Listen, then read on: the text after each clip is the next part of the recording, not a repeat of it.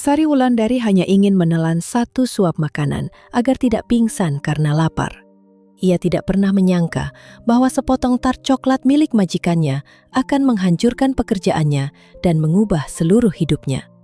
Di hadapan para pengusaha kaya dan puluhan kamera, Chef Dimas Saputra, pemilik restoran paling terkenal di Jakarta, tiba-tiba berlutut di depan Sari.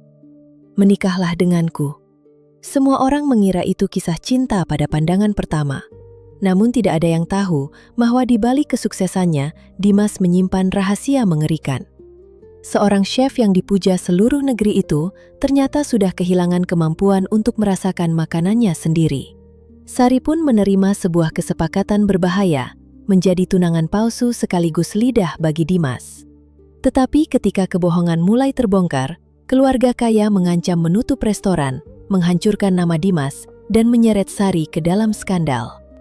Mampukah perempuan sederhana itu menyelamatkan seorang chef yang dunianya telah kehilangan rasa?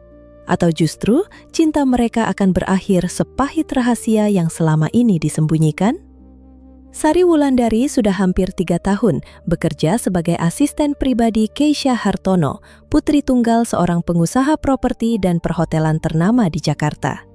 Di atas kertas, tugasnya sederhana: mengatur jadwal, membawa tas, menyiapkan pakaian, dan memastikan semua keperluan Keisha tersedia. Namun dalam kenyataannya, Sari juga menjadi pencicip makanan pribadi.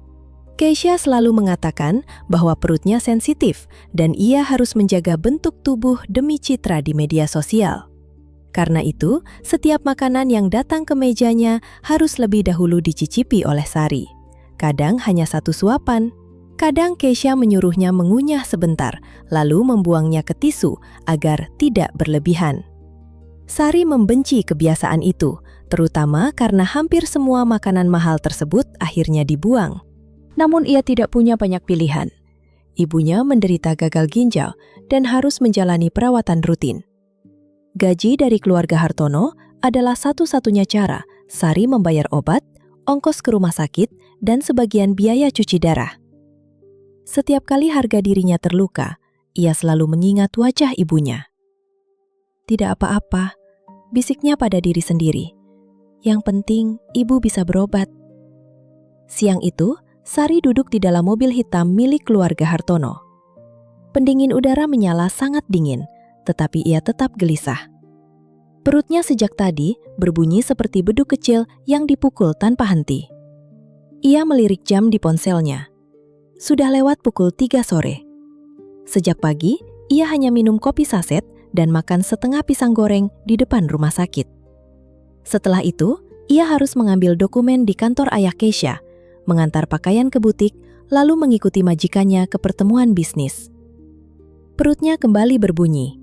Keisha yang sibuk mengedit foto langsung mengangkat kepala. "Itu suara apa?" Sari terkejut. "Mungkin suara mobil, Mbak. Mobil ini baru 2 minggu. "Mungkin dari jalan," jawab Sari cepat. Keisha mendengus. "Pokoknya nanti jangan bikin aku malu. Kita ke Rasa Langit. Papa sudah menunggu bersama para investor." Rasa Langit adalah restoran fine dining populer di lantai teratas gedung mewah kawasan Sudirman. Pemilik sekaligus kepala dapurnya, Dimas Saputra, dikenal karena memadukan teknik modern dengan rasa Nusantara. Selain berbakat, ia juga terkenal dingin dan perfeksionis.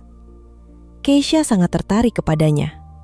"Papa ingin masuk sebagai investor," katanya sambil merapikan rambut di cermin kecil. "Kalau aku dekat dengan Chef Dimas, semuanya akan lebih mudah. Bisnis dapat, pasangan juga dapat." Sari hanya tersenyum tipis. Dalam hati, ia berpikir, 2 orang keras kepala memang mungkin cocok, tetapi dunia bisa ikut terbakar kalau mereka bertengkar. Mobil berhenti di depan gedung restoran. Seorang petugas membukakan pintu untuk Keisha. Sari turun sesudahnya sambil membawa tas bermerek, syal, kotak rias, dan map dokumen milik ayah Keisha. Begitu pintu lift terbuka, aroma mentega, rempah panggang, kopi, dan gula aren langsung menyambut mereka. Ada wangi daun jeruk yang dibakar, daging panggang, serta roti hangat yang baru keluar dari oven. Sari menarik napas panjang tanpa sadar. Perutnya kembali berbunyi. Ia segera mempercepat langkah agar Kesha tidak mendengarnya. Di ruang utama, Jakarta berkilau di balik dinding kaca. Surya Hartono sudah duduk bersama beberapa investor, membahas hotel baru di Bali dan peluang menjadikan Rasa Langit bagian dari jaringan mereka. Kesha duduk di samping ayahnya, sedangkan Sari tetap berdiri di belakang kursi. Ia sudah terbiasa dianggap tidak terlihat. Dari tempatnya berdiri, Sari bisa melihat dapur terbuka. Para juru masak bergerak cepat dalam keteraturan. Di tengah mereka berdiri seorang pria mengenakan jaket chef putih dengan lengan digulung hingga siku. Dimas Saputra. Dimas tampak lebih tinggi daripada di televisi. Sorot matanya tajam dan setiap gerakannya pasti. Ketika melihat noda kecil di sisi piring, ia langsung menyuruh sous chef mengulang plating. Kalau kita tidak mau menyajikannya kepada keluarga sendiri, jangan sajikan kepada tamu. Galak juga, gumam Sari, meski ia mengakui semua hidangan dari dapur terlihat indah. Pelayan datang membawa sate lilit ikan tenggiri dengan saus kelapa dan sambal matah. Kesha menyenggol lengan Sari. Cicipi. Sari mengambil sedikit ikan dan memasukkannya ke mulut. Rasanya lembut, gurih, dan segar. Ada aroma serai, santan, cabai, dan bawang merah. Belum sempat ia menelan, Kesha menyodorkan tisu. Buang. Sari membeku. Mbak, ini enak sekali. Aku tidak tanya pendapatmu. Aku cuma minta kamu coba. Dengan berat hati, Sari membuang makanan itu ke tisu. Bagaimana? Tanya Kesha. Gurih, segar, sedikit pedas. Kesha mengerutkan hidung. Berarti terlalu berat. Aku tidak mau. Hidangan itu dibiarkan hampir utuh. Setelah itu, datang sup labu, ikan kakap bersaus kecombrang, dan daging berbumbu rendang. Semua dicicipi Sari, tetapi tidak satu pun boleh ia telan. Kakinya mulai lemas dan pandangannya berkunang-kunang. Namun, pada saat itulah lampu di ruangan sedikit diredupkan. Seorang pelayan datang membawa piring pencuci mulut. Untuk malam ini, Chef Dimas menyiapkan tart coklat hitam dengan vanila Papua, saus raspberry, dan karamel gula aren. Piring itu diletakkan di depan Kesha. Sari menatapnya tanpa berkedip. Tart itu tidak besar, tetapi tampak sempurna. Permukaannya mengilap seperti kaca. Di atasnya ada potongan coklat tipis, buah raspberry, dan serpihan emas. Di sampingnya terdapat karamel gula aren serta sedikit krim beraroma pandan. Aromanya membuat mulut Sari berair. Kesha segera mengangkat ponsel. Jangan sentuh dulu. Ia mengambil foto dan video, lalu tersenyum ke kamera. Dinner tonight at Rasa Langit, special dessert by Chef Dimas himself. Sesudahnya, ia mengerutkan hidung. Pasti kalorinya tinggi. Ia mendorong piring menjauh. Pada saat yang sama, ponselnya berdering. Aku ke toilet sebentar, jangan kemana-mana. Kesha berdiri dan pergi tanpa menyentuh dessert tersebut. Sari tetap di belakang kursi. Di depannya, tart itu terlihat seperti sedang memanggil namanya. Ia menoleh ke kiri dan kanan. Semua orang masih sibuk. Jangan, bisiknya. Perutnya kembali berbunyi. Jika dibiarkan, tart itu hampir pasti berakhir di tempat sampah. Sari mengambil garpu. Tangannya gemetar ketika memotong ujung tart dan memasukkannya ke dalam mulut. Begitu coklat menyentuh lidahnya, ia langsung terdiam. Pahit coklatnya dalam, gula arennya hangat, dan raspberry memberi asam segar. Krim pandan membuat kemewahan itu tetap terasa akrab seperti rumah. Sari menutup mata. Ya Allah, bisiknya. Enak sekali. Untuk pertama kalinya hari itu, ia menelan makanan tanpa harus membuangnya. Rasa hangat turun ke perutnya. Tubuhnya seperti kembali hidup. Niat awalnya hanya 1 suapan. Namun 1 menjadi 2, 2 menjadi 3. Dalam waktu kurang dari 1 menit, piring itu hampir bersih. Sari mengusap sisa karamel dengan ujung garpu, lalu memakannya juga. Ia bahkan tidak sadar ada coklat menempel di sudut bibirnya. Saat mengangkat kepala, ia melihat sepasang sepatu hitam berdiri tepat di depannya. Jantungnya seperti jatuh ke lantai. Pandangan Sari bergerak perlahan ke atas. Celana hitam, celemek putih, jaket chef dengan nama bordir di dada. Dimas Saputra. Sari menutup mulut dengan tangan. Dimas menatap piring kosong, lalu wajahnya. Suasana di sekitar meja perlahan menjadi sunyi. Ayah Kesha menghentikan pembicaraan. Beberapa pelayan ikut memperhatikan. "Maaf, Chef," kata Sari cepat. "Saya lapar dan Mbak Kesha tidak mau memakannya. Saya tahu saya salah. Saya bisa menggantinya." Dimas tidak menjawab. Sari semakin panik. "Kalau harganya terlalu mahal, saya bisa mencicil dari gaji, atau saya bantu cuci piring malam ini." Namun Dimas tidak tampak marah. Tatapannya justru seperti seseorang yang baru menemukan sesuatu yang lama hilang. Beberapa menit sebelumnya, dari dapur, ia melihat Kesha memotret dessert itu tanpa mencicipinya. Ia sudah terbiasa dengan tamu yang datang hanya demi nama restoran dan unggahan media sosial. Namun wajah Sari berubah ketika ia mencicipi tart. Tidak ada kepura-puraan atau usaha terlihat anggun. Dimas melihat kebahagiaan yang jujur, seolah dessert itu menjadi pertolongan kecil setelah hari yang panjang. "Apakah kamu menyukainya?" tanya Dimas akhirnya. Sari berkedip. "Maaf, tart itu." Sari mengangguk cepat. "Sangat suka. Coklatnya pahit, tapi gula arennya membuat rasanya hangat. Raspberry-nya asam, jadi tidak enet. Krim pandanya juga pas. Rasanya mewah, tetapi tetap dekat dengan rasa yang kita kenal." Dimas menatapnya semakin tajam. "Maaf kalau pendapat saya terlalu banyak," tambah Sari pelan. Dimas menarik napas, lalu melangkah mendekat. Tanpa diduga, ia berlutut di hadapan Sari.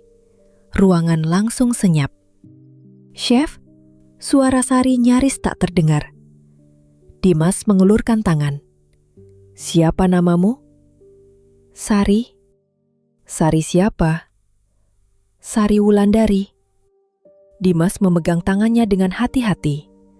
Telapak tangannya hangat, tetapi ada ketegangan yang tidak bisa disembunyikan. "Sari Wulandari," katanya dengan suara jelas. "Maukah kamu menikah denganku?" Garpu di tangan salah satu investor jatuh ke piring. Sari tidak bisa bernapas. Para tamu mulai mengangkat ponsel dan berbisik heboh. "Menikah?" ulang Sari. Dimas mengangguk. Pada saat yang sama, pintu toilet terbuka. Kesha kembali sambil merapikan rambutnya. Namun begitu melihat Dimas berlutut di depan asistennya, langkahnya langsung berhenti. Wajahnya berubah. Piring dessertnya kosong. Ada coklat di sudut bibir Sari. "Apa yang sedang terjadi?" Suara Kesha meninggi. Ia berjalan cepat mendekat. "Sari, kamu makan dessertku?" Sari membuka mulut, tetapi tidak sempat menjawab. "Dan Chef Dimas, kenapa Anda berlutut di depannya?" Semua mata tertuju kepada mereka. Tatapan Kesha penuh amarah. Tangan Dimas masih menggenggam tangan Sari. Kamera-kamera ponsel terus merekam. Dimas sedikit mempererat genggamannya. "Jawab saja," bisiknya sangat pelan. "Nanti aku jelaskan." Sari menatapnya dengan bingung. Ia tidak tahu mengapa pria terkenal ini tiba-tiba mengajaknya menikah. Ia tidak tahu apakah ini candaan, kesalahpahaman, atau bagian dari rencana yang belum ia pahami. Namun di tengah tekanan itu, pikirannya mendadak kosong. Ia mengangguk kecil. "Iya." Ruangan langsung dipenuhi tepuk tangan dan seruan terkejut. Dimas berdiri dan menarik Sari ke sisinya. "Jangan bicara dulu," bisiknya. "Ikuti saja sebentar." Kesha menatap mereka dengan mata berkaca-kaca karena marah. "Kamu benar-benar tidak tahu diri, Sari." "Mbak, saya bisa menjelaskan." "Tidak perlu." Kesha menunjuk pintu. "Mulai sekarang, kamu bukan lagi asistanku. Kamu dipecat." Kata-kata itu jatuh seperti batu besar di dada Sari. Ia langsung memikirkan ibunya, obat-obatan, biaya rumah sakit, dan tagihan yang belum dibayar. Namun sebelum ia sempat memohon, Dimas maju dan berdiri di antara mereka. Dia tidak perlu bekerja untukmu lagi. Keisha tertawa pendek. Jadi Anda sungguh memilih perempuan seperti dia? Dimas tidak menjawab. Ia hanya meminta staf restoran memastikan tidak terjadi keributan. Surya Hartono segera menarik lengan putrinya. Ia menyadari terlalu banyak kamera sedang merekam. Jika Keisha membuat keributan lebih besar, citra keluarga mereka akan ikut rusak. Sari berdiri kaku di samping Dimas. Di layar ponsel salah satu tamu, video lamaran itu sudah mulai diunggah. Belum 5 menit berlalu, nama Dimas Saputra dan perempuan asing dengan noda coklat di bibir telah menyebar di media sosial. Sari tidak tahu bahwa satu suapan tart baru saja mengubah seluruh arah hidupnya. Ia juga tidak tahu bahwa pria di sampingnya menyimpan rahasia yang jauh lebih pahit daripada coklat hitam. Rahasia yang membuat Dimas membutuhkan dirinya bukan hanya sebagai calon istri palsu, tetapi sebagai satu-satunya orang yang mungkin dapat menyelamatkan restoran, nama baik, dan hidupnya yang perlahan kehilangan rasa. Beberapa menit setelah lamaran itu, Sari duduk di sofa kulit dalam ruangan tenang di lantai 2 restoran. Di hadapannya, Dimas Saputra berdiri membelakangi meja kerja. Jas chef putihnya sudah dilepas. Wajahnya kembali dingin, seolah pria yang tadi berlutut dan melamarnya adalah orang lain. Sari menggenggam gelas air. "Chef, sebenarnya tadi itu apa?" "Panggil aku Dimas." "Saya belum terbiasa. Kita baru saja bertunangan di depan banyak orang. Memanggilku chef terus akan terdengar aneh." Sari hampir tersedak. "Bertunangan? Saya bilang iya karena Anda menyuruh saya mengikuti permainan Anda. Apa ini promosi restoran? Konten media sosial?" "Bukan." "Lalu kenapa Anda melamar orang yang baru Anda kenal karena memakan dessert orang lain?" "Karena aku membutuhkan seseorang." Jawaban itu membuat Sari semakin waspada. Sebelum ia sempat bertanya lagi, suara Keisha terdengar dari koridor. "Perempuan itu mencuri makanan saya. Dia mempermalukan saya di depan semua orang." Sari menunduk. Yang paling menakutkan bukan kemarahan Keisha, melainkan kenyataan bahwa ia benar-benar kehilangan pekerjaan. Tanpa gaji bulan ini, ia tidak tahu bagaimana membayar obat ibunya. Dimas menatapnya. "Kamu tidak perlu kembali kepadanya." "Mudah bagi Anda mengatakan begitu. Ibu saya harus berobat 2 kali seminggu. Ada biaya obat, rumah sakit, dan kebutuhan rumah." Dimas membuka laci meja dan mengeluarkan sebuah map coklat. "Karena itu, aku menyiapkan ini." Sari membacanya dengan ragu. Di halaman pertama tertulis perjanjian kerjasama. Beberapa baris kemudian, matanya membesar. "Calon tunangan kontrak?" "Untuk sementara." Perjanjian itu menyatakan bahwa Sari harus tampil sebagai tunangan Dimas selama 6 bulan. Mereka wajib menghadiri beberapa acara keluarga dan acara publik bersama. Setelah masa kontrak selesai, mereka boleh mengumumkan perpisahan dengan alasan yang disepakati. "Kenapa Anda perlu tunangan palsu?" "Keluargaku mendesakku menikah dengan putri rekan bisnis ayahku. Mereka ingin Rasa Langit masuk ke jaringan bisnis keluarga dan membuka cabang atas nama mereka. Aku tidak mau." "Bukankah lebih mudah mengatakan tidak?" "Aku sudah mengatakannya berkali-kali. Mereka tidak pernah mendengar. Jadi saya dipakai sebagai tameng." "Bisa dibilang begitu." Sari menutup map. "Cari orang lain. Model, aktris, atau teman Anda. Pasti banyak yang mau. Aku tidak membutuhkan orang yang bisa dikendalikan keluargaku." "Dan Anda pikir saya tidak bisa? Kamu berani menghabiskan dessert tamu VIP meski tahu bisa dipecat. Itu karena saya kelaparan." "Justru itu, reaksimu jujur." Dimas mendorong map itu kembali. "Baca bagian kompensasi. Sari melihat angka yang tercetak tebal. Ia membacanya 2 kali. 30 juta rupiah per bulan? Ya, biaya pengobatan ibumu yang tidak ditanggung program kesehatan juga akan dibayar sesuai tagihan resmi. Kamu mendapat tempat tinggal dekat restoran, transportasi, dan asuransi kerja. Jumlah itu lebih besar daripada gajinya dari Keisha dan cukup untuk meringankan biaya pengobatan ibunya. Namun ia merasa ada sesuatu yang disembunyikan. Kenapa sebanyak ini? Karena pekerjaanmu bukan hanya menjadi tunanganku. Dimas menunjuk halaman terakhir. Sari akan bekerja sebagai konsultan rasa pribadi untuk dapur Rasa Langit. Konsultan rasa? Saya bukan lulusan sekolah kuliner. Kamu akan mencicipi hidangan baru dan memberikan pendapat jujur. Saya hanya tahu makanan enak atau tidak. Itu sudah cukup. Tidak mungkin sesederhana itu. Dimas mengalihkan pandangan ke jendela. Para staf takut mengatakan yang sebenarnya kepadaku. Kalau aku bertanya, apakah masakanku terlalu asin? Mereka selalu bilang, sempurna. Penghormatan berlebihan membuat mereka tidak jujur. Dan Anda percaya saya akan jujur? Kamu menjelaskan dessertku tanpa berusaha menyenangkan siapapun.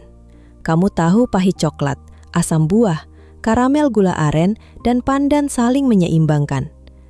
Banyak tamu hanya bisa berkata, enak. Pipi Sari menghangat. Kalau saya bilang masakan Anda gagal, buat ulang.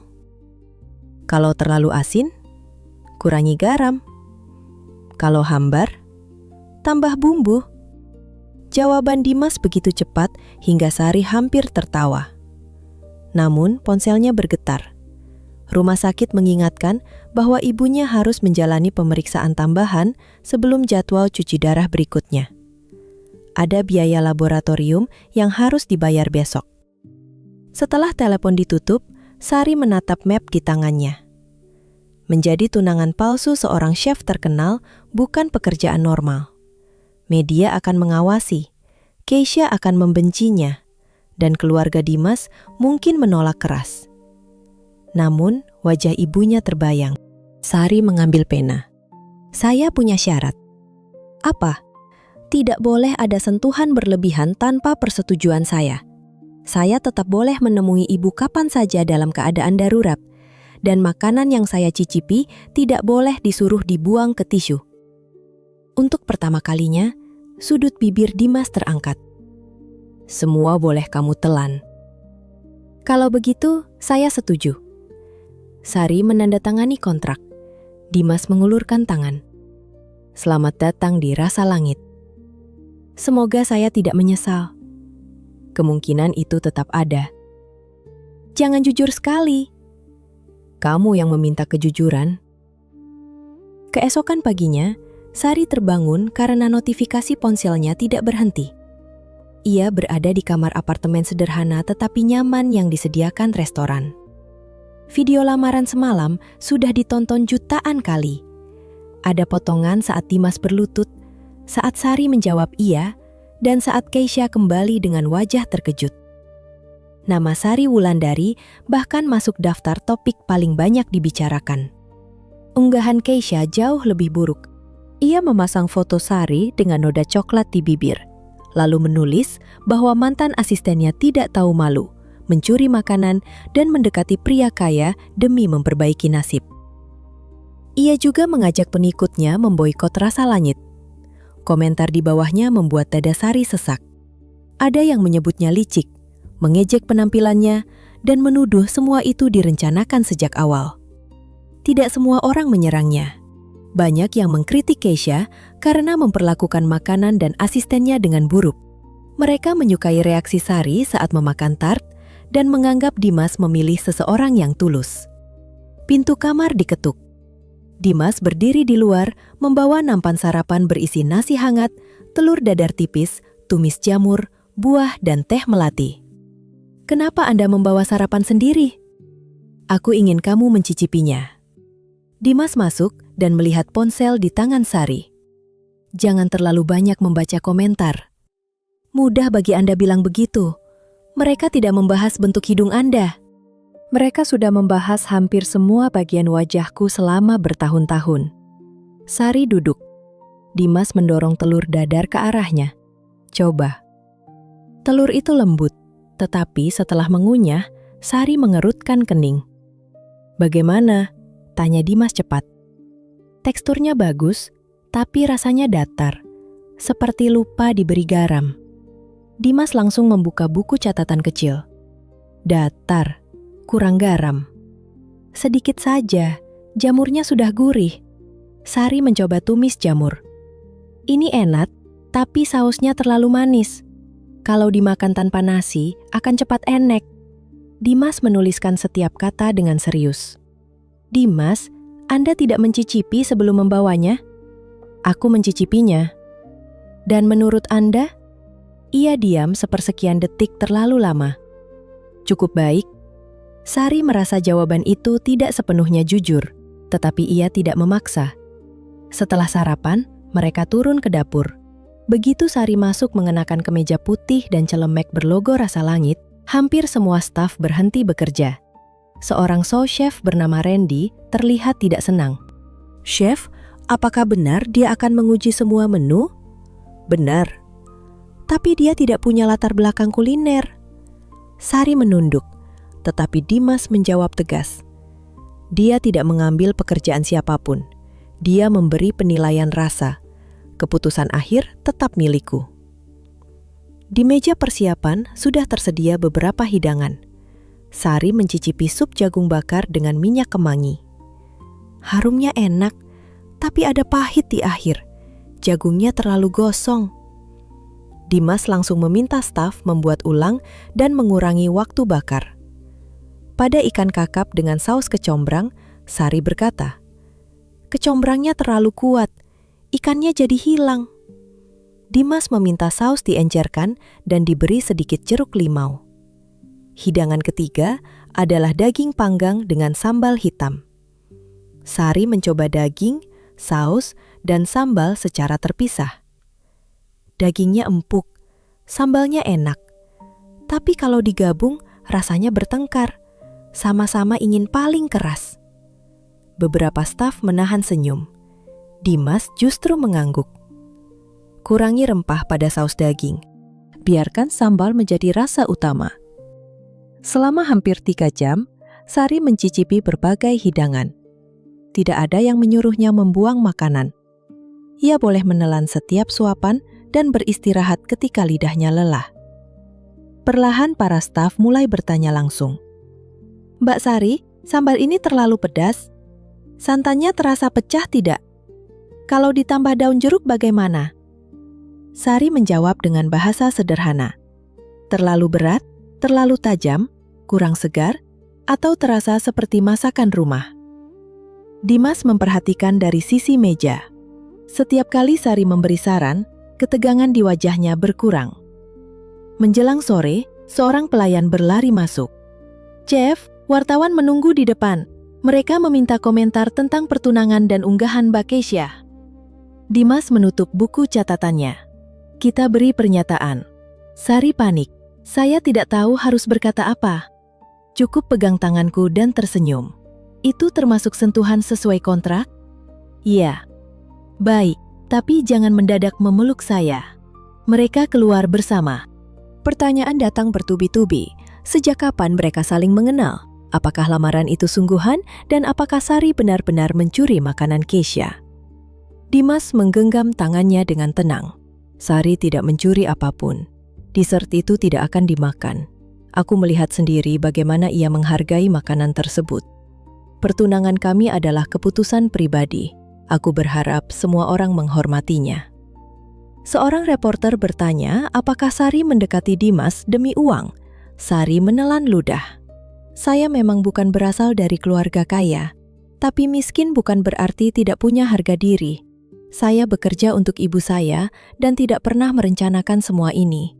Kalau malam itu saya tidak terlalu lapar, mungkin hidup saya masih biasa saja. Ketika mereka kembali masuk, seorang staf administrasi membawa kabar buruk. 2 investor menunda pembicaraan. Salah satu pemasok daging meminta pembayaran di muka karena takut restoran terkena boikot. Sari menatap Dimas. Mungkin kontrak ini sebaiknya dibatalkan. Kalau saya pergi, Keisha mungkin berhenti menyerang restoran. Tidak. Tapi kerugiannya bisa semakin besar. Aku tidak membuat keputusan karena takut kepada Keisha. Anda bahkan baru mengenal saya. Bukan berarti aku akan menyerahkanmu kembali kepada orang yang memperlakukanmu seperti itu. Kalimat itu membuat Sari terdiam. Dimas berdiri di hadapannya. Mulai hari ini, kamu bekerja denganku. Tugasmu bukan merasa bersalah. Tugasmu mengatakan apakah masakanku enak atau tidak. Sesederhana itu. Sesederhana itu. Ia kembali ke dapur dan menyodorkan semangkuk saus baru. Cicipi. Sari mengangkat alis. Di tengah masalah seperti ini, Anda masih memikirkan saus? Justru karena ada masalah. Sari mencicipinya. Tambahkan sedikit jeruk limau. Setelah itu akan lebih hidup. Dimas mengangguk dan mencatat saran tersebut. Namun ketika ia berbalik, Sari melihat tangannya bergetar halus saat memegang pena.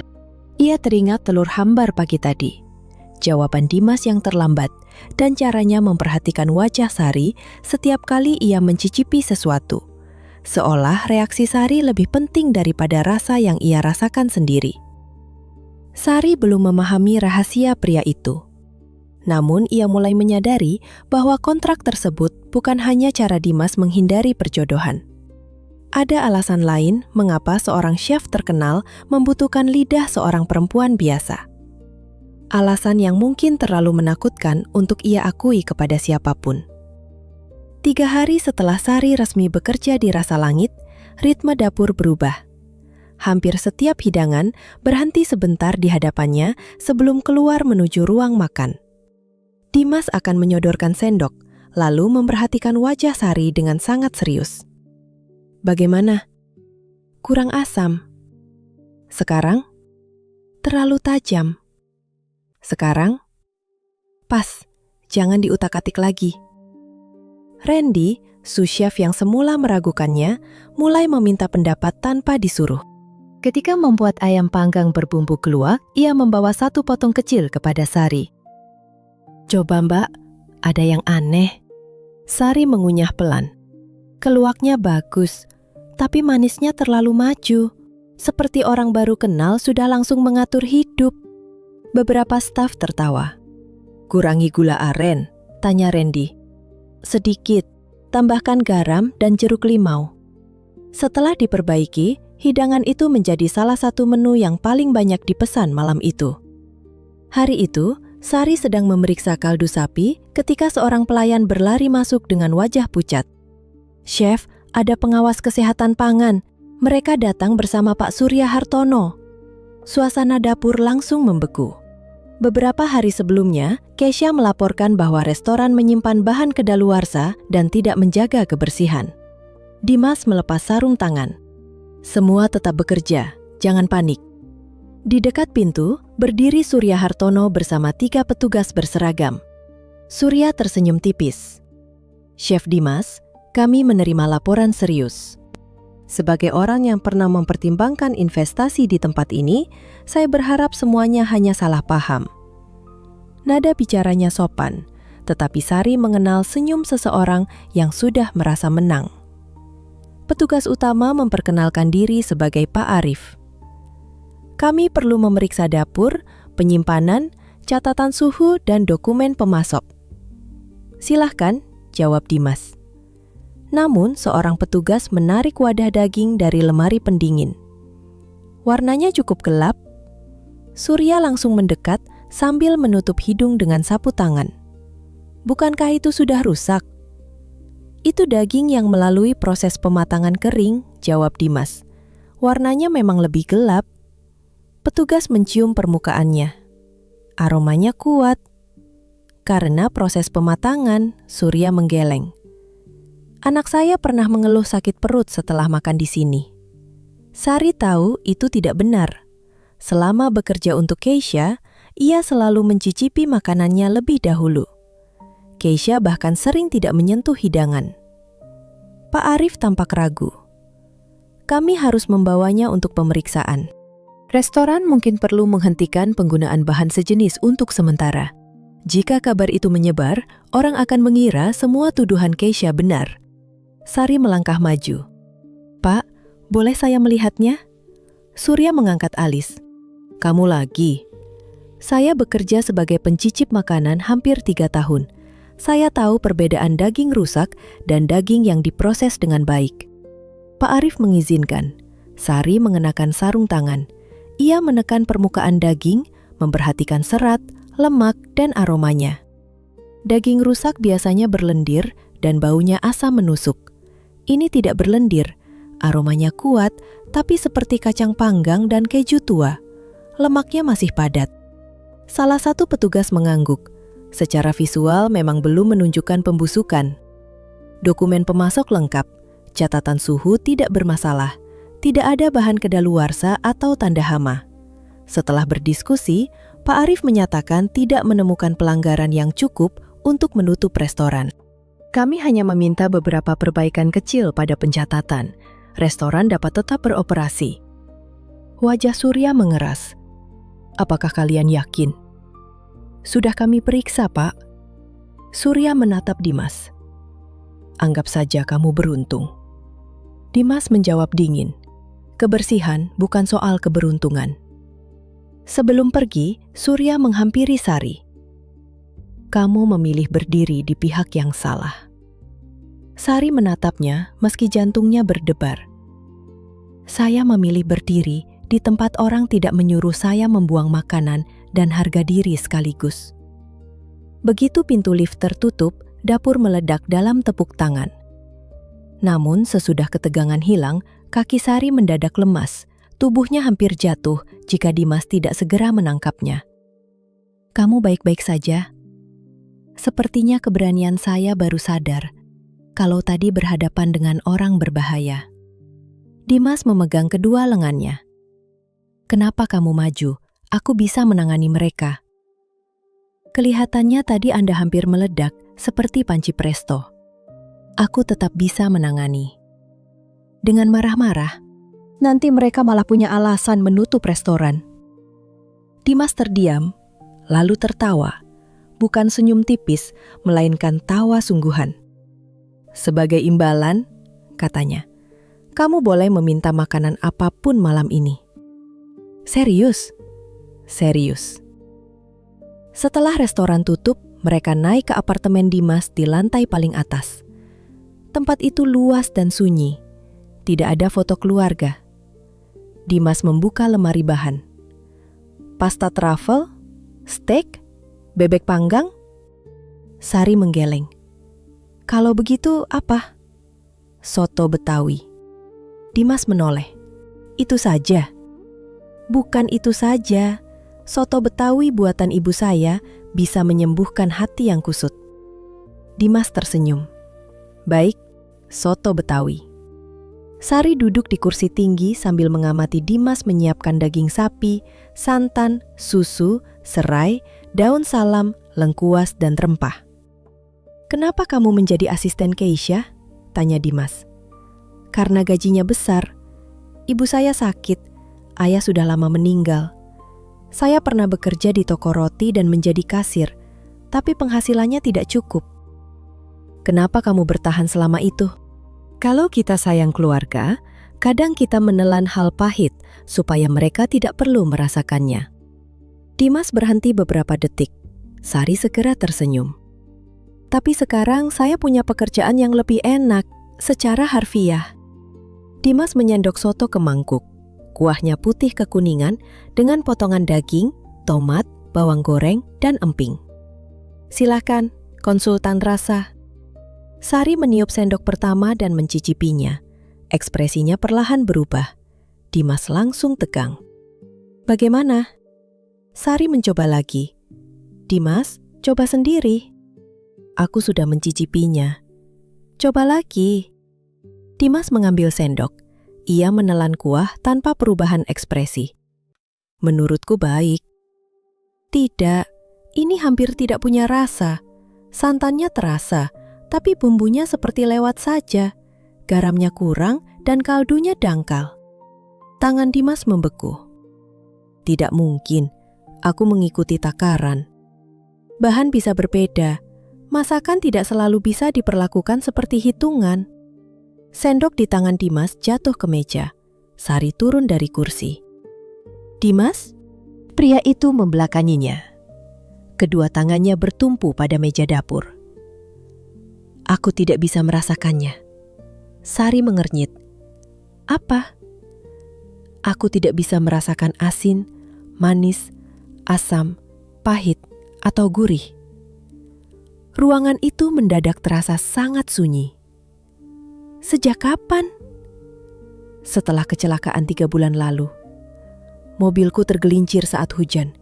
Kepalaku terbentur. Dokter bilang saraf yang berkaitan dengan penciuman dan rasa mengalami gangguan. Kenapa tidak bilang? Dimas tertawa hambar. Aku seorang chef. Apa yang terjadi kalau orang tahu pemilik restoran tidak bisa merasakan masakannya sendiri? Mereka mungkin mengerti bahwa Anda sakit. Industri ini tidak hidup dari belas kasihan. Satu berita buruk cukup menghancurkan kepercayaan. Orang akan menganggap semua hidanganku palsu. Ia berjalan ke jendela. Aku menghafal resep, suhu, waktu, dan takaran. Aku melihat tekstur dan membaca reaksi staf. Tapi kualitas bahan berubah. Tingkat asam buah tidak selalu sama. Garam berbeda. Cabai berbeda. Aku mulai membuat kesalahan. Sari teringat telur hambar, saus terlalu manis, dan cara Dimas selalu menunggu reaksinya seperti seseorang menunggu vonis. Itu sebabnya Anda membutuhkan saya. Dimas mengangguk. Lamaran itu bukan hanya untuk melawan keluarga. Bukan. Ketika melihat saya makan tart, Anda sadar saya bisa menjadi lidah Anda. Aku melihat sesuatu yang tidak bisa lagi kurasakan sendiri. Kamu menikmati makanan itu dengan jujur. Saat itu aku berpikir, mungkin aku masih bisa memasak kalau ada orang seperti kamu di sampingku. Matanya merah, tetapi ia tidak membiarkan air mata jatuh. Aku penipu. Bisik Dimas. Chef yang tidak punya rasa. Sari mendekat. Jangan bilang begitu. Itu kenyataan. Penipu adalah orang yang tidak peduli apakah makanan yang ia sajikan baik atau buruk. Anda justru bekerja sampai tidak tidur karena ingin semuanya sempurna. Aku bahkan tidak tahu soto ini hambar. Karena itu kita perbaiki. Sari mengambil garam, pala, dan sedikit kaldu. Ia menambahkan bumbu, mengaduk, lalu mencicipi. Masih kurang hangat. Tumis sedikit ketumbar dan jintan lagi. Dimas menatapnya bingung. Ayo, jangan berdiri seperti orang kehilangan sandal di depan masjid. Dimas hampir tersenyum. Ia menumis rempah tambahan dan memasukkannya ke panci. Sari menambahkan garam, lalu mencicipi lagi. Sekarang lebih baik. Tambahkan jeruk limau ketika disajikan. Ia menyodorkan 1 sendok kepada Dimas. Aku tetap tidak bisa merasakan. Tidak apa-apa, ingat teksturnya. Dengarkan penjelasan saya. Dimas menerima suapan itu. Kuahnya sekarang lebih penuh, kata Sari. Santannya lembut, rempahnya hangat, dan jeruk limau membuatnya tidak berat. Rasanya seperti pulang ke rumah saat hujan. Dimas menelan perlahan. Seperti pulang ke rumah. Ya. Sari meletakkan mangkuk. Mulai sekarang, jangan menyembunyikan kesalahan dari saya. Anda memasak, saya mencicipi. Kalau gagal, kita ulang. Kalau enak, kita sajikan. Kamu tidak takut ikut hancur? Saya bahkan belum punya karir kuliner untuk dihancurkan. Aku serius. Saya juga serius. Saya tidak suka meninggalkan orang di tengah jalan. Dimas memandangnya lama. Kenapa kamu begitu baik kepadaku? Jangan cepat menyimpulkan. Mungkin saya hanya ingin terus mendapat makanan gratis. Dimas tertawa kecil, tetapi suaranya pecah. Ia menarik Sari ke dalam pelukan.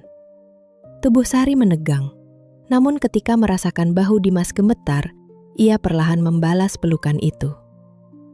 "Terima kasih," bisik Dimas. Sari menepuk punggungnya. "Sudah, nanti sotonya dingin." Keesokan harinya, Dimas memberikan Sari jaket putih dengan tulisan Konsultan Rasa di bagian dada. "Saya malu memakainya." "Kenapa?" "Semua orang di sini sekolah kuliner. Saya belajar rasa dari warung, dapur ibu, dan makanan sisa Keisha." "Itu tetap pengalaman." Dimas membawa risotto jamur dengan sentuhan kelapa panggang. "Cicipi." Seluruh staf memperhatikan. Sari menutup mata, mengunyah, lalu berkata, "Teksturnya bagus, tapi terlalu berat. Tambahkan jeruk limau dan sedikit daun kemani." Dimas melakukan perubahan, lalu menyuapinya lagi. Sari tersenyum. "Sekarang hidup." Dimas mengangkat piring. "Kirim ke meja 7. "Siap, Chef," jawab para staf serempak. Sejak hari itu, mereka bekerja seperti dua bagian dari satu alat musik. Dimas memahami teknik, Sari menjaga jiwa rasa. Kesalahan berkurang, ulasan pelanggan membaik, dan meja restoran kembali penuh.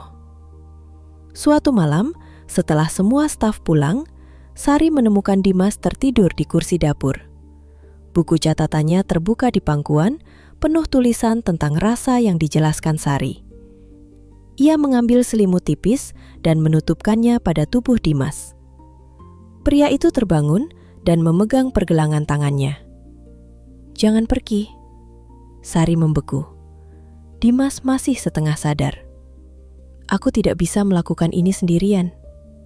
Nada suaranya begitu rapuh hingga dada Sari terasa hangat sekaligus sakit. "Saya tidak pergi," jawabnya pelan. "Saya cuma mengambilkan selimut." Dimas membuka mata dan perlahan melepaskan tangannya. "Maaf." "Tidurlah. Besok masih banyak menu." Sari berjalan menjauh, tetapi jantungnya berdebar tidak teratur. Ia mulai menyadari bahwa rasa yang tumbuh di antara mereka tidak lagi tercantum dalam kontrak. Bukan hanya kepercayaan, bukan hanya rasa kasihan, dan bukan sekedar rasa syukur. Sesuatu yang lebih dalam mulai terbentuk, perlahan seperti bumbu yang meresap ke dalam daging. Dan seperti masakan yang belum selesai, tidak satu pun dari mereka tahu apakah rasa itu kelak akan menjadi manis atau justru meninggalkan pahit yang sulit dilupakan. 2 minggu berikutnya menjadi masa paling sibuk dalam hidup Sari. Setiap pagi ia datang sebelum matahari naik, mengenakan jaket putih bertuliskan Konsultan Rasa, lalu duduk di kursi tinggi dekat meja utama. Dimas menyiapkan sendok kecil berisi saus, kaldu, sambal, dan berbagai bahan yang harus ia kenali. Pejamkan mata, perintah Dimas suatu pagi. Sari menghela nafas. "Setiap kali Anda bilang begitu, saya selalu merasa akan dijebak. Aku hanya melatih lidahmu." Kalimat itu terdengar aneh kalau didengar orang.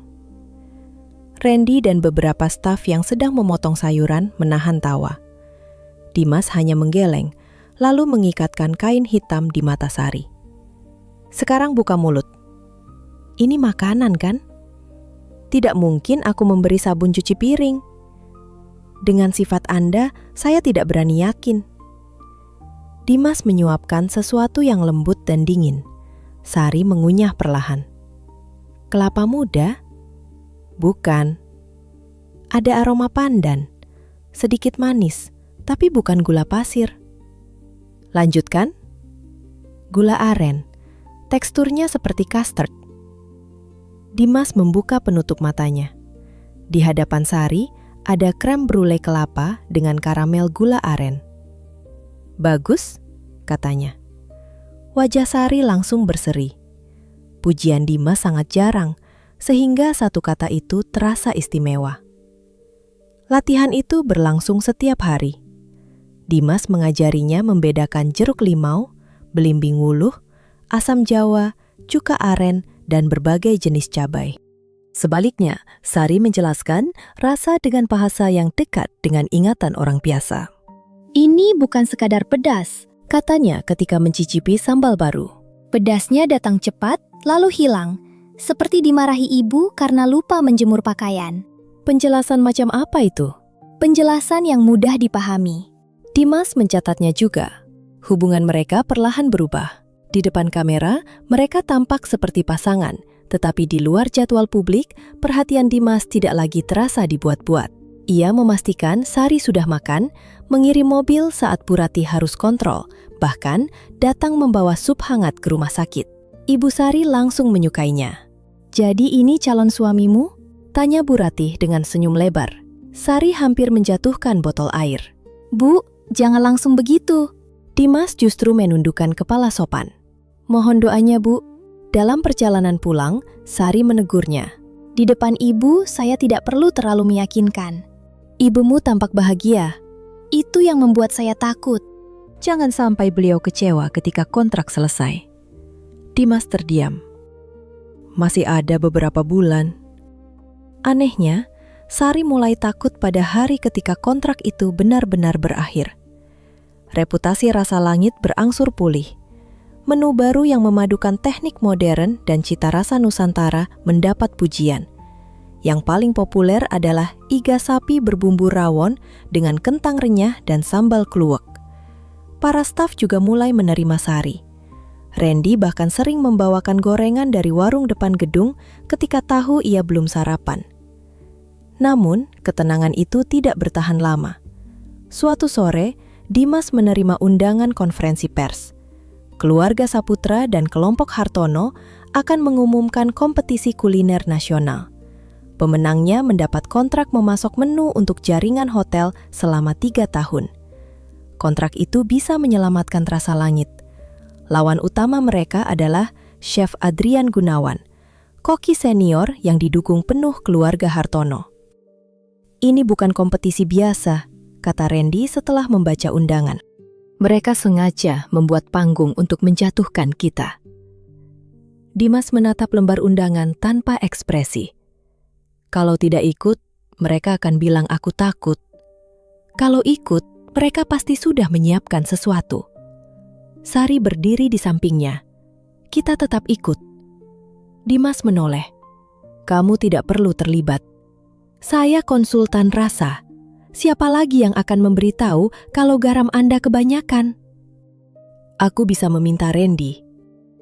Randy terlalu takut membuat Anda marah. Randy yang mendengar langsung mengangguk jujur. Benar, Chef. Dimas menghela napas. Baik, kita ikut. Malam sebelum konferensi, mereka berlatih lagi di dapur kosong. Pejamkan mata lagi, kata Dimas. Sari duduk di kursi tinggi dan membiarkan Dimas mengikat kain hitam. Kali ini, jari pria itu menyentuh rambut di belakang telinganya. Sentuhan kecil tersebut membuat tengkuk Sari meremang. Kenapa diam? Tanya Dimas. Tidak apa-apa. Gugup. Karena Anda berdiri terlalu dekat. Dimas mundur setengah langkah, tetapi aromanya masih terasa. Perpaduan sabun, kopi, dan sedikit asap dari dapur sudah begitu akrab bagi Sari. Suapan pertama adalah sup udang yang hangat dan gurih. Suapan kedua berupa buah dingin dengan sedikit garam. Dimas terus menguji, sampai Sari dapat menjelaskan rasa tanpa melihat bentuknya. Terakhir, katanya. Sesuatu yang lembut dan manis menyentuh lidah Sari. Ia langsung mengenali pahit coklat, asam raspberry, dan hangat gula aren. Sari tersenyum sebelum menelan. Tart itu. Dimas membuka penutup matanya. Di atas meja ada dessert yang menjadi awal pertemuan mereka. Bagaimana kamu bisa langsung tahu? Sulit melupakan makanan yang membuat saya kehilangan pekerjaan sekaligus mendapat pekerjaan baru. Dimas tersenyum. Hari itu kamu menyelamatkanku. Saya hanya kelaparan. Bukan hanya itu. Tatapan mereka bertemu. Dapur yang biasanya penuh suara, tiba-tiba terasa sangat sunyi. Dimas berdiri di antara kedua lutut Sari. Tangannya terangkat, lalu dengan lembut menyeka sedikit coklat di sudut bibir perempuan itu. Sari, ucapnya pelan. Jantung Sari berdebar keras. "Ya?" Dimas mendekat. Wajahnya hanya berjarak beberapa sentimeter. Sari bisa merasakan napasnya dan melihat keraguan di mata pria itu. Untuk pertama kalinya, ia tidak memikirkan kontrak atau kamera. Ia hanya melihat pria yang bekerja di sisinya dan mempercayakan sisi rapuhnya. Sari menutup mata. Namun sebelum bibir mereka bertemu, telepon Dimas berdering keras di atas meja. Keduanya langsung menjauh. Sari membuka mata dan pura-pura sibuk merapikan jaketnya. "Angkat saja, mungkin penting." Dimas tampak kesal, tetapi tetap menjawab, "Halo?" Ekspresinya berubah setelah beberapa detik. "Besok pagi?" "Baik, aku datang." Setelah telepon ditutup, Dimas meletakkannya dengan pelan. "Dari siapa?" tanya Sari. "Pengacara keluarga." "Ada masalah?" Konferensi pers dimajukan. Mereka meminta semua peserta datang besok, dan ayahku akan hadir. Sari tidak tahu banyak tentang keluarga Dimas. Pria itu hampir tidak pernah membicarakannya. Yang ia tahu, ayah Dimas adalah pemilik perusahaan catering besar dan sejak lama ingin menguasai rasa langit. Apakah hubungan kalian buruk? Dia menganggap restoran ini hanya eksperimen anak muda. Menurutnya, aku seharusnya kembali ke perusahaan keluarga. Dan pernikahan yang ingin mereka atur? Bagian dari rencana bisnis. Sari mengangguk. "Kalau begitu, besok saya akan menjadi tunangan palsu paling meyakinkan di Jakarta." Dimas menatapnya. "Sari, apa yang hampir terjadi tadi?" "Tidak terjadi apa-apa," potong Sari cepat. Kata-kata itu terdengar lebih menyakitkan daripada yang ia inginkan. Dimas memalingkan wajah. Benar, tidak terjadi apa-apa. Keesokan harinya, ballroom hotel dipenuhi wartawan dan tokoh kuliner. Di panggung, terpampang logo kompetisi rasa Nusantara untuk dunia. Sari mengenakan kebaya modern hijau sage, sedangkan Dimas memakai setelan gelap. Ketika mereka masuk bergandengan tangan, kamera langsung menyambut. Kesha berdiri dekat ayahnya, mengenakan gaun merah dengan senyum yang terlalu manis. "Lihat siapa yang datang," katanya. "Pasangan paling mendadak di Indonesia." Sari tersenyum. "Selamat sore Mbak Kesha, menikmati hidup baru?" "Lumayan, sekarang saya tidak perlu membuang makanan." Senyum Kesha menegang. Setiap tim diperkenalkan, termasuk Chef Adrian. Ketika nama Rasa Langit disebut, Dimas menggenggam tangan Sari di depan kamera. Setelah acara resmi selesai, para tamu berpindah ke area jamuan.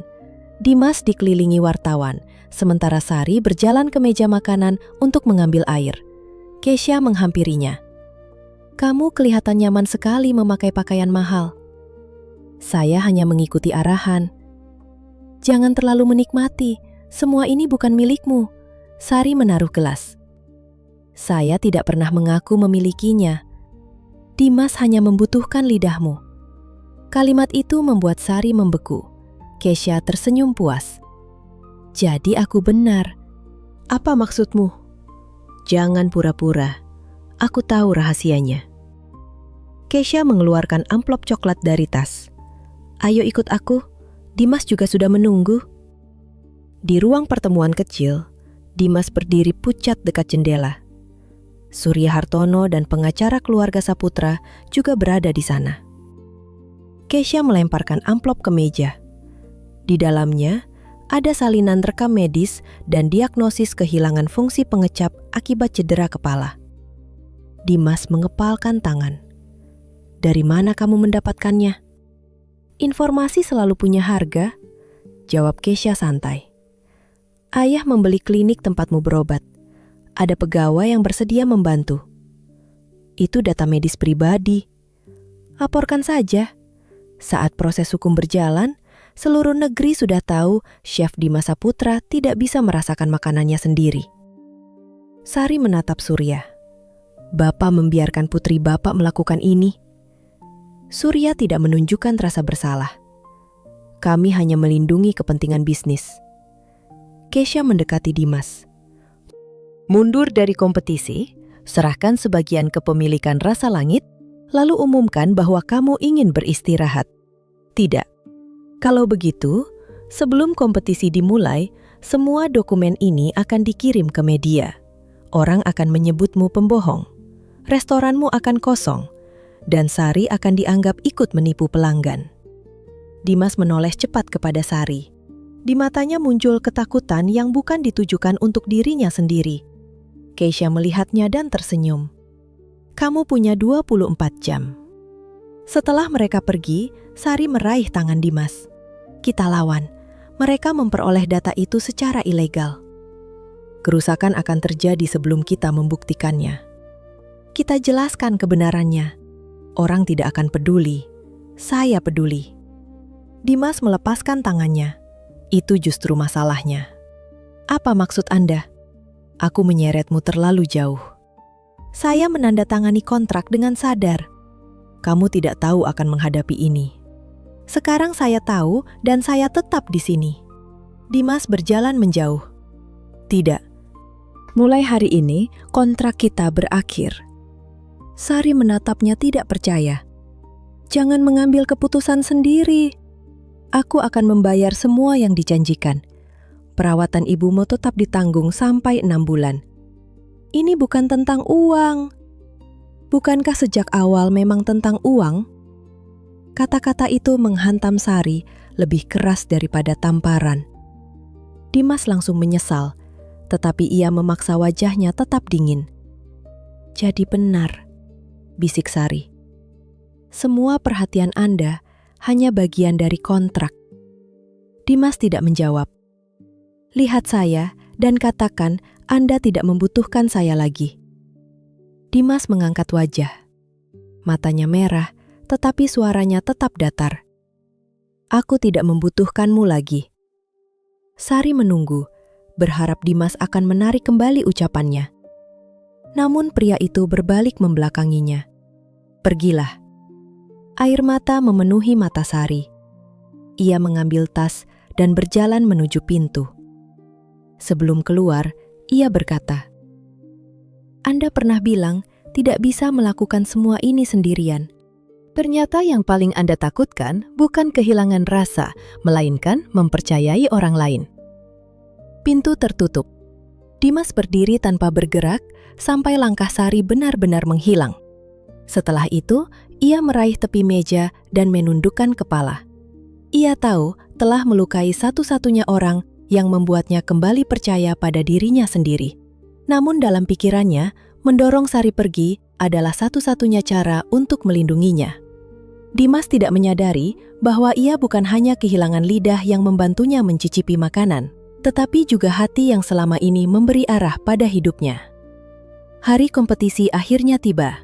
Sejak pagi, aula utama sebuah hotel besar di Jakarta dipenuhi kru televisi, jurnalis, tamu undangan, dan para penggemar dunia kuliner. Di atas panggung, berdiri 2 dapur terbuka yang menghadap langsung ke penonton.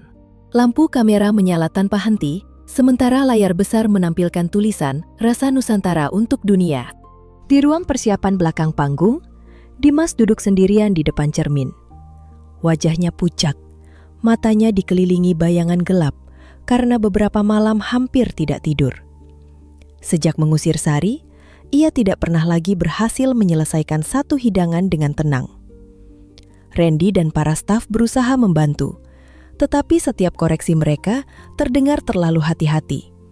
Tidak ada yang berani mengatakan, ini gagal, dengan cara sederhana seperti Sari.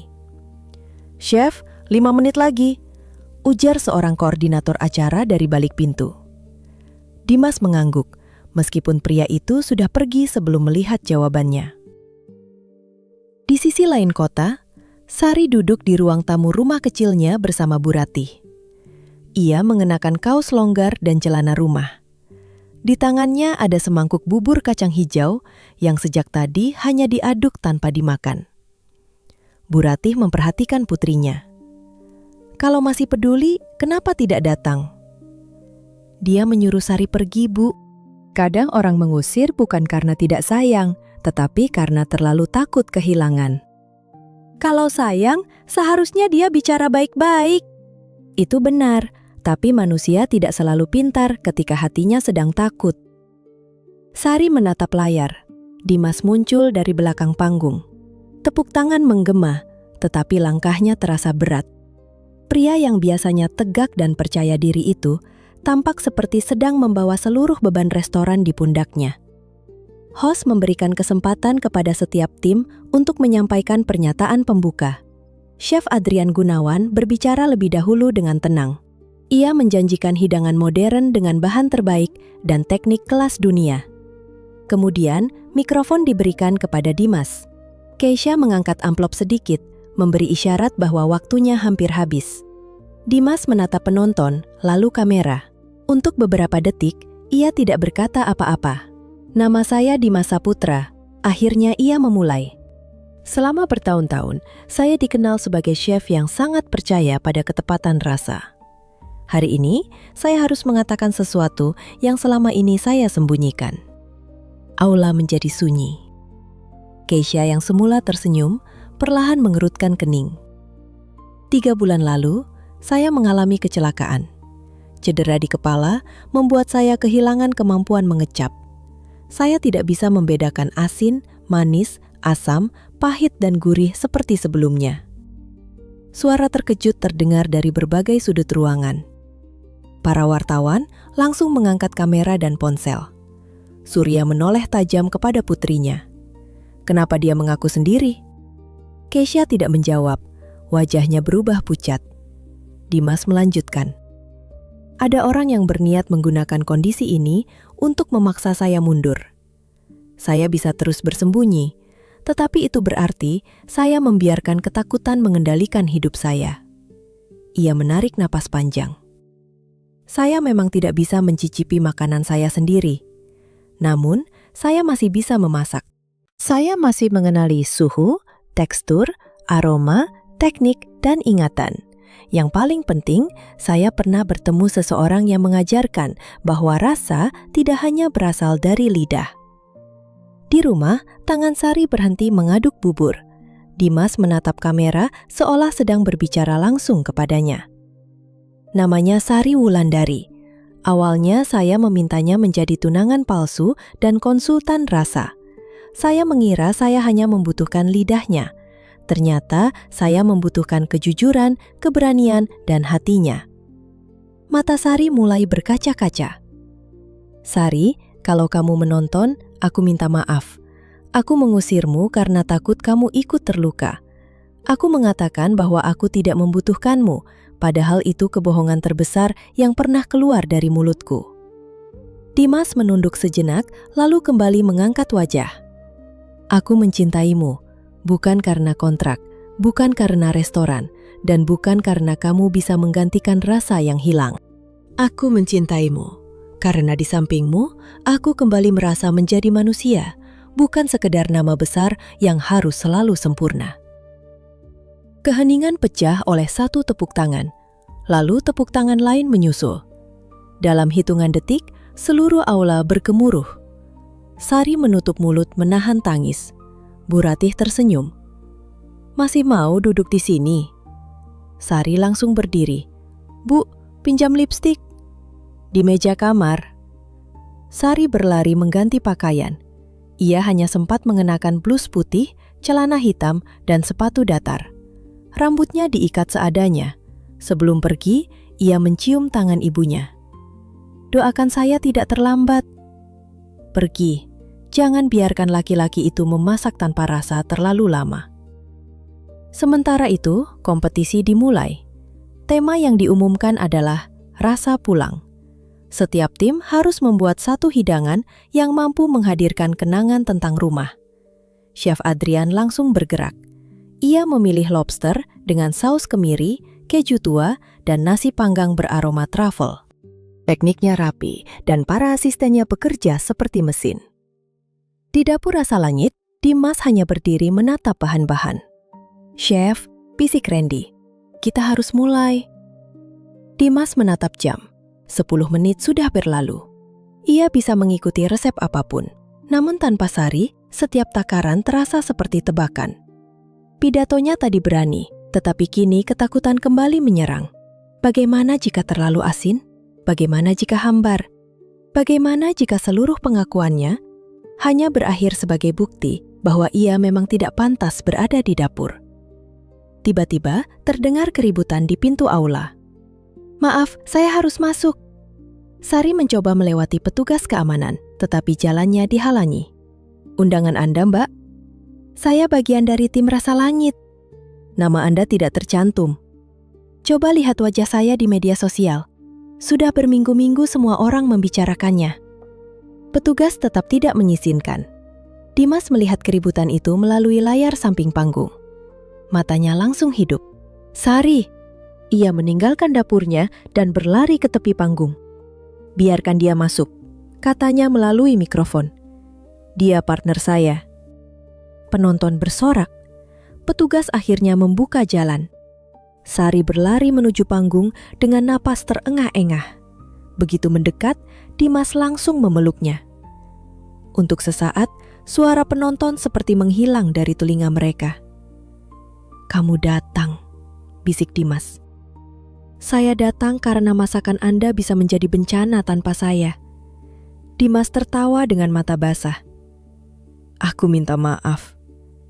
"Nanti saja minta maafnya. Waktu kita tinggal sedikit." Sari hendak melepaskan pelukan, tetapi Dimas menahan wajahnya dan mengecup keningnya. Sorakan penonton semakin keras. Randy menyodorkan celemek. "Mbak Sari, selamat datang kembali." Sari mengenakannya dan melihat bahan yang tersedia. "Apa yang akan kita masak?" Dimas menatapnya. "Soto Betawi." Sari terdiam, lalu tersenyum. "Soto pertama Anda hampir seperti air rebusan. Karena itu, kali ini aku membutuhkanmu." Mereka segera bergerak. Dimas memotong daging, menumis bawang merah, bawang putih, kemiri, ketumbar, jintan, pala, dan lada. Aroma rempah memenuhi aula. Randy menyiapkan kaldu, sementara Sari mengawasi santan dan susu agar tidak pecah. Setelah kuah menyatu, Dimas menyendok sedikit dan memberikannya kepada Sari. Sari meniupnya, lalu mencicipi. Kurang garam dan sedikit terlalu berat. Dimas menambahkan garam, agar lebih ringan. Jeruk limau nanti. Sekarang masukkan tomat lebih banyak, dan jangan terlalu banyak santan. Dimas mengikuti. Sari mencicipi lagi. Rempahnya belum hangat, ketumbarnya kurang keluar. Dimas menumis sedikit ketumbar dan jintan, lalu memasukkannya ke panci. Di dapur lawan, Keisha turun dari kursi dan menghampiri Chef Adrian, meski seharusnya ia tidak ikut campur. "Presentasinya harus lebih mewah," desaknya. "Tambahkan saus emas itu." Chef Adrian menggeleng. "Rasanya sudah seimbang. Orang harus melihat bahwa bahan kita lebih mahal. Ini kompetisi rasa, bukan pameran perhiasan." Keisha tetap menuangkan saus tambahan ketika Adrian membelakangi meja. Chef itu menyadarinya dan langsung marah. "Jangan sentuh hidangan saya." Di sisi lain, Dimas menyuapkan kuah kepada Sari lagi. Sekarang, Sari memejamkan mata. Lebih baik, tapi belum terasa seperti pulang. Dimas menatapnya. "Apa yang kurang?" Sari melihat bahan di meja. Ia teringat ibunya yang selalu menggoreng bawang merah sampai kecoklatan dan menambahkan sedikit minyak bekas gorengan ke dalam kuah. Bawang goreng, bukan hanya taburan. Sedikit minyak bawang masukkan ke kuah. Dimas melakukannya. Sari mencicipi sekali lagi. Senyumnya perlahan terbentuk. "Ini dia." Dimas mengembuskan napas lega. "Sudah pas?" Tambahkan sedikit jeruk limau saat penyajian. Setelah itu, jangan sentuh lagi. Mereka menyusun hidangan dalam mangkuk keramik putih. Daging diletakkan di tengah, disiram kuah hangat, lalu diberi tomat, daun bawang, bawang goreng, emping, dan perasan jeruk limau. Waktu berakhir. Hidangan Chef Adrian dinilai lebih dahulu. Para juri memuji teknik memasak lobster dan tekstur nasi panggang, namun saus tambahan membuat keseluruhan rasa terlalu berat. Bahan-bahannya mahal dan tekniknya tinggi, kata seorang juri. Tetapi hidangan ini berusaha terlalu keras untuk membuat kami terkesan. Saya tidak menemukan rasa pulang di dalamnya. Keisha menahan napas. Chef Adrian menatapnya dengan kesal. Kemudian mangkuk soto Dimas dan Sari dibawa ke meja juri. Juri pertama menghirup aromanya sebelum mencicipi. Setelah 1 sendok, ia diam cukup lama. Ini sederhana, katanya. Namun saya teringat rumah nenek saya di Jakarta. Saya teringat hujan, meja makan kecil, dan suara keluarga yang memanggil dari dapur. Juri kedua mengangguk. Rasanya seimbang. Santannya lembut, rempahnya hangat, dan jeruk limaunya membuat kuah tetap segar. Juri utama menatap Dimas. Anda mengaku tidak bisa mengecap. Bagaimana Anda menghasilkan rasa seperti ini? Dimas menggenggam tangan Sari. Saya tidak membuatnya sendirian. Tangan saya yang memasak, tetapi Sari membantu saya mendengarkan rasa. Hidangan ini lahir dari kepercayaan. Setelah penilaian akhir, layar besar menampilkan hasil. Rasa Langit memperoleh nilai tertinggi. Aula meledak dalam sorakan. Konfeti jatuh dari langit-langit. Randy dan seluruh tim saling berpelukan. Dimas tidak langsung melihat piala. Ia memandang Sari. Kita menang, ujar Sari dengan mata berkaca-kaca. Dimas menggeleng kecil. Aku sudah menang sejak kamu kembali. Sari tertawa sambil menangis. Jangan terlalu pandai merayu, saya masih marah. Boleh, asalkan kamu marah di sampingku. Di barisan tamu, Surya berdiri kaku. Keisha mencoba pergi, tetapi sejumlah wartawan sudah mengelilinginya. Video saat ia mengganggu Chef Adrian juga mulai beredar. Banyak orang mengkritik cara Keisha merendahkan staf dan memaksakan kehendak. Namun di tengah semua keributan itu, Dimas hanya memegang tangan Sari erat-erat, seolah takut perempuan itu akan menghilang lagi. Sari membalas genggamannya. Untuk pertama kalinya, mereka berdiri bersama bukan sebagai chef dan konsultan rasa, bukan sebagai 2 orang yang terikat kontrak, dan bukan sebagai pasangan palsu untuk menghadapi keluarga. Mereka berdiri sebagai 2 orang yang telah memilih satu sama lain di depan seluruh dunia. Meski demikian, satu pertanyaan masih tersimpan di hati Sari. Kompetisi sudah selesai, dan ancaman Keisha telah gagal. Kontrak mereka pun tidak lagi dibutuhkan. Ia belum tahu apakah Dimas akan tetap menginginkannya ketika semua masalah berakhir, atau apakah cinta yang baru diakui itu hanya terasa kuat karena mereka sedang berada di tengah badai. Kemenangan Rasa Langit mengubah keadaan lebih cepat daripada yang dibayangkan siapapun. Dalam satu malam, video pengakuan Dimas, kedatangan Sari ke panggung, dan hidangan soto Betawi mereka tersebar ke seluruh Indonesia. Banyak orang yang sebelumnya meragukan mereka, kini justru memuji keberanian Dimas mengakui kondisinya. Reservasi Rasa Langit penuh untuk 3 bulan berikutnya. Para tamu datang bukan hanya untuk melihat Dimas, tetapi juga ingin mencicipi soto yang disebut para juri sebagai rasa pulang. Di tengah kegembiraan itu, keluarga Hartono menghadapi masalah besar. Video Keisha yang memaksa Chef Adrian mengubah hidangan tersebar luas. Beberapa mitra bisnis Surya Hartono meminta penjelasan dan menunda kerjasama. Surya akhirnya menghentikan semua fasilitas mewah putrinya dan memintanya bekerja dari posisi paling bawah di salah satu hotel keluarga. Kamu perlu belajar bahwa makanan, uang, dan kehormatan orang lain tidak boleh dibuang sesuka hati, katanya. Untuk pertama kalinya, Keisha tidak memiliki jawaban. Sementara itu, Dimas dan Sari menghindari wartawan melalui pintu layanan hotel. Sari menolak mobil restoran dan mengajak Dimas merayakan kemenangan di sebuah warung tenda dekat rumahnya. Mereka memesan sate, lontong, tahu goreng, dan es teh. Dimas masih mengenakan pakaian formal, membuat pemilik warung hampir menjatuhkan piring ketika mengenalinya. Sari menyodorkan 1 tusuk sate. Coba. Dimas menggigitnya perlahan. Bagaimana? Hangat, sedikit kenyal, ada aroma asap. Rasanya? Dimas menggeleng. Belum ada. Sari tersenyum meski hatinya sedikit sedih. Tidak apa-apa. Dimas menatapnya. Aku tetap tahu rasanya duduk di sini bersamamu. Itu bukan rasa makanan, Bagiku, itu lebih penting. Sari pura-pura sibuk mencelupkan tahu ke sambal agar Dimas tidak melihat pipinya memerah. Beberapa hari kemudian, mereka kembali bekerja di Rasa Langit. Dimas secara terbuka menjelaskan kondisinya kepada seluruh staf. Tidak ada lagi alasan untuk menyembunyikan hasil pemeriksaan atau berpura-pura bahwa semua baik-baik saja. Aku mungkin belum bisa mengecap, katanya. Tetapi aku tetap bertanggung jawab atas setiap hidangan. Mulai sekarang, kita bekerja sebagai tim. Tidak ada yang perlu takut mengatakan bahwa masakanku salah. Randy mengangkat tangan. Kalau terlalu asin, kami boleh bilang terlalu asin? Boleh. Kalau gagal total? Dimas menatapnya. Katakan setelah memastikan kamu punya solusi. Semua tertawa, termasuk Dimas. Sari resmi diangkat menjadi kepala pengembangan rasa.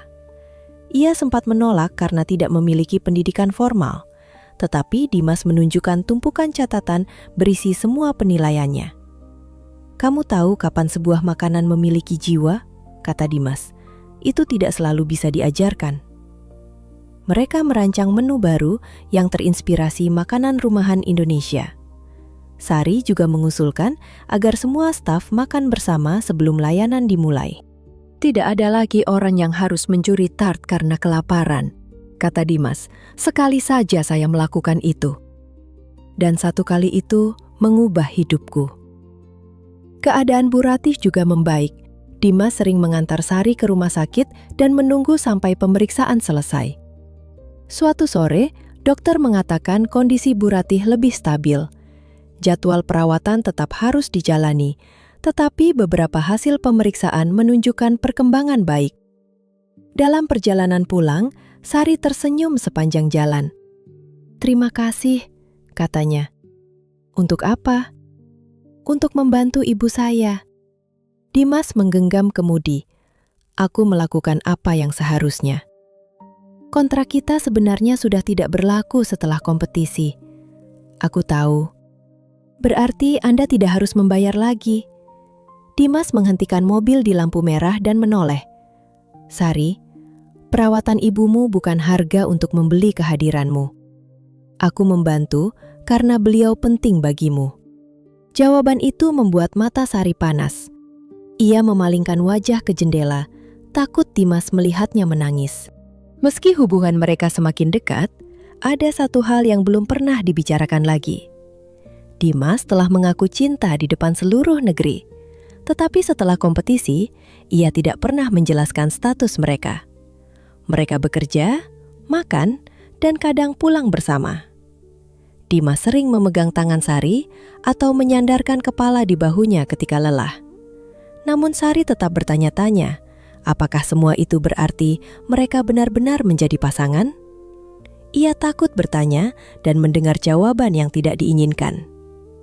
Suatu malam, Sari menemani Dimas menjalani pemeriksaan saraf.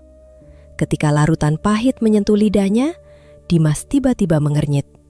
"Apa yang Anda rasakan?" tanya dokter.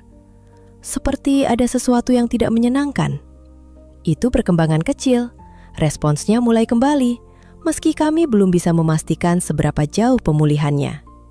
Di luar klinik, Sari langsung memeluk Dimas. "Anda merasakan pahit." Dimas tertawa. "Aneh sekali kamu bahagia karena aku merasakan sesuatu yang pahit." "Pahit tetap rasa. Mungkin tubuhku mulai mengingat." Sejak itu, Sari membuat latihan kecil setiap hari. Ia menyiapkan air gula dengan kadar berbeda, potongan jeruk, kopi pahit, dan kaldu asin. Dimas belum bisa mengenali semuanya, tetapi sesekali ia merasakan bayangan rasa yang samar. Ada hari ketika ia tidak merasakan apapun dan menjadi kecewa. Sari selalu mengingatkannya bahwa pemulihan bukan perlombaan. "Padi saja tidak langsung menguning setelah ditanam," katanya. "Sabar. Kamu sekarang bicara seperti orang tua. Karena Anda keras kepala seperti anak kecil." Beberapa bulan berlalu. Rasa Langit semakin sukses. Dimas menawarkan sebagian kecil kepemilikan restoran kepada Sari. "Saya hanya membantu mencicipi. Kamu membantu membangun ulang restoran ini. Aku tidak memberikannya sebagai hadiah. Kamu akan ikut mengambil keputusan dan tetap memarahiku kalau menu buruk." Setelah berdiskusi dengan ibunya, Sari menerima.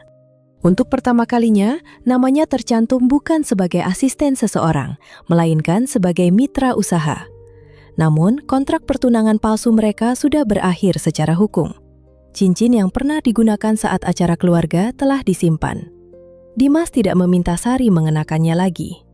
Suatu sore, Dimas meminta Sari mengambil 1 kotak vanila Papua dari pemasok lama di Jakarta Barat. Kenapa tidak diantar? Pemasoknya sedang kekurangan pegawai. Randy bisa pergi? Aku ingin kamu yang memeriksa aromanya. Sari menggerutu, tetapi tetap berangkat. Perjalanan pulang memakan waktu hampir 2 jam karena kemacetan. Ketika tiba di Rasa Langit, restoran terlihat gelap. Pintu utama tidak dikunci, tetapi tidak ada tamu atau staf. "Dimas?" panggilnya. Tidak ada jawaban. Lampu kecil tiba-tiba menyala di tengah ruang makan. Cahaya itu jatuh tepat pada meja tempat mereka pertama kali bertemu. Di atas meja berdiri 1 piring berisi tart coklat hitam dengan raspberry, karamel gula aren, dan krim pandan. Sari berjalan mendekat. Jantungnya berdebar. Dimas keluar dari dapur mengenakan setelan hitam. Di tangannya ada buket kecil yang terdiri dari mawar putih dan daun pandan. Sari menahan tawa. "Kenapa ada pandan di buket?" "Aku ingin sesuatu yang mengingatkanmu pada dessert pertama kita." "Untung bukan daun bawang." "Aku hampir memilih kangkung." Sari tertawa. Dimas mempersilakannya duduk lalu memotong tart. Ia mengambil 1 suapan dan memasukkannya ke mulut sendiri. Sari memperhatikan setiap gerakan wajahnya. Dimas memejamkan mata. Beberapa detik kemudian, air mata muncul di sudut matanya. "Aku bisa merasakan sedikit pahit," katanya. "Dan ada rasa manis setelahnya." Sari langsung berdiri. "Benarkah?" Dimas mengangguk. "Masih samar, tapi ada." Sari memeluknya. "Saya sudah bilang akan kembali. Aku belum tahu seberapa banyak yang akan kembali." "Tidak masalah." Dimas melepaskan pelukan perlahan. "Ada hal lain yang harus kuselesaikan." Ia memegang kedua tangan Sari. "Pertama kali aku melamarmu, aku melakukannya karena panik. Aku membutuhkan tameng dari keluargaku dan seseorang yang bisa menjadi lidahku." Sari tersenyum kecil. "Lamaran paling tidak romantis di Jakarta." Dan kamu tetap menjawab iya dengan coklat di bibir. "Saya sedang bingung." "Aku juga." Dimas menarik napas lalu berlutut di hadapannya. Kali ini tidak ada kamera, wartawan, investor, atau kontrak. Ia membuka sebuah kotak kecil. Di dalamnya ada cincin sederhana dengan batu merah berbentuk oval yang mengingatkan pada raspberry. "Sari Wulandari, kamu datang ke hidupku ketika semuanya terasa hambar. Kamu bukan hanya membantuku memasak. Kamu mengajariku menerima kelemahan, mempercayai orang lain, dan pulang kepada diriku sendiri." Air mata mulai mengalir di pipi Sari. "Aku ingin berbagi sarapan, makan siang, dan makan malam denganmu. Aku ingin mendengar kritikmu setiap hari, bahkan ketika itu membuatku kesal. Aku ingin menjaga ibumu seperti keluargaku sendiri, dan membangun rumah yang selalu memiliki tempat untuk siapapun yang lapar."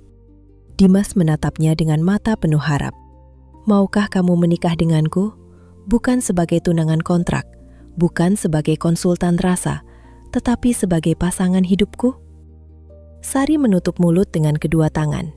Ia membiarkan Dimas menunggu beberapa detik hanya untuk membalas semua kegugupan yang pernah pria itu berikan kepadanya. "Kalau saya bilang tidak, tart itu tetap boleh saya makan." Dimas tertawa gugup. "Boleh." "Kalau begitu, saya bilang iya, karena saya ingin tart dan pembuatnya." Dimas berdiri dan memasangkan cincin di jarinya. Setelah itu, ia memeluk Sari erat dan mencium keningnya. Sari menatapnya. "Hanya di kening?" Dimas mengangkat alis. "Kamu sedang mengkritik teknikku?" "Sebagai konsultan, saya harus jujur." Dimas tersenyum, lalu mencium bibirnya dengan lembut. Dalam keheningan restoran, Sari merasakan kehangatan yang tidak bisa dijelaskan dengan istilah kuliner manapun. Setahun kemudian, mereka menikah dalam upacara sederhana yang dihadiri keluarga dan seluruh staf Rasa Langit. Bu Ratih duduk di barisan depan dengan wajah paling bahagia.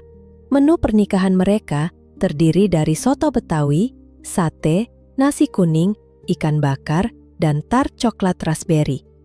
Tidak ada makanan yang dibuang. Sisa hidangan dibagikan kepada para pekerja dan warga di sekitar lokasi. Dimas perlahan mendapatkan kembali sebagian kemampuan mengecap. Ia bisa membedakan rasa dasar, meski belum setajam dahulu. Sari tetap menjadi orang pertama yang mencicipi menu baru. Bedanya, sekarang Dimas sering mencicipi dari sendok yang sama. Lalu mereka berdebat tentang garam, asam, dan gula seperti pasangan yang sudah melakukannya seumur hidup. Mereka memahami bahwa cinta tidak selalu datang dalam bentuk yang rapi. Kadang cinta muncul sebagai satu suapan makanan yang diambil karena lapar, sebuah keputusan spontan, atau seseorang yang bersedia tinggal ketika hidup kehilangan rasa. Makanan terbaik bukan selalu yang dibuat dari bahan termahal. Seperti cinta, makanan menjadi berarti ketika dibuat dengan tulus dan dibagikan bersama orang yang tidak membiarkan kita menghadapi pahitnya hidup sendirian. Bagi Dimas, Sari bukan sekedar lidah yang menggantikan rasa yang hilang. Ia adalah rumah dan alasan mengapa setiap pagi layak dijalani. Bagi Sari, Dimas bukan lagi chef terkenal yang pernah berlutut karena sebuah tart. Ia adalah lelaki yang belajar bahwa meminta bantuan bukan tanda kelemahan, dan bahwa hati yang jujur lebih berharga daripada kesempurnaan. Kehidupan mereka tetap memiliki rasa pahit, asam, dan pedas. Namun selama mereka menghadapinya bersama, selalu ada cukup manis untuk membuat mereka ingin mengambil satu suapan lagi.